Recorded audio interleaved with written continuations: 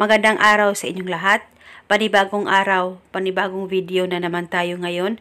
May ibabahagi na naman ako sa inyo ngayon na ritual. Ito'y simpleng gabay at simpleng pamamaraan. At kung bago sa channel ko, ayaw niyo pong kalimutang mag-subscribe at pindutin ang notification bell para palagi kayong updated sa mga bago kong videos. Ikaw na lang ba palagi ang sunod-sunuran sa kanya? At napapagod ka na rin ba? Dahil sa lahat ng bagay, ikaw tong palaging sunod-sunuran sa kanya. At nagtiis ka na lang dahil sa sobrang mahal na mahal mo siya.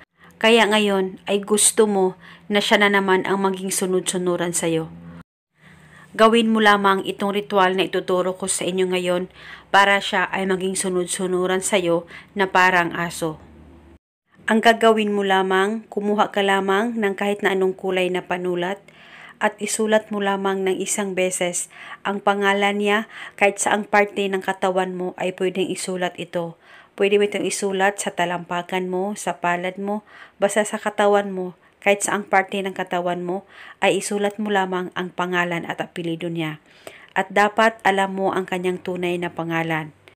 At pagkatapos mo nang masulat ito, umupo ka lang saglit, ipikit ang mga mata mo, pakaisipin mo siya, at pagkatapos sambitin mo lamang ang mga makapangyarihang salitang ito. Pangalan at apelyido, ikaw na naman ang maging sunod-sunuran sa akin na parang aso. Sambitin mo lamang ito ng paulit-ulit. At pagkatapos dahan-dahan mong buksan ang mga mata mo at paniguradong pagkatapos mong magawa itong ritual, siya na naman ang maging sunod-sunuran sa iyo. Basta magtiwala ka lang. At pwedeng gawin itong ritual isang beses sa isang araw sa kahit na anong oras na gusto mo.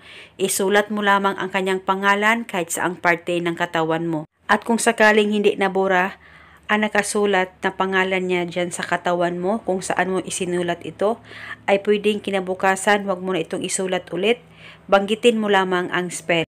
At kung sakaling nabura ito, pwede mo isulat ulit ang pangalan at apelyido niya kahit saang parte ng katawan mo. At basta gawin mo lamang ito isang beses sa isang araw sa kahit na anong oras na gusto mo. At ito muna sa ngayon, at kung kayo ay may katanungan, mag-comment lang po kayo sa baba.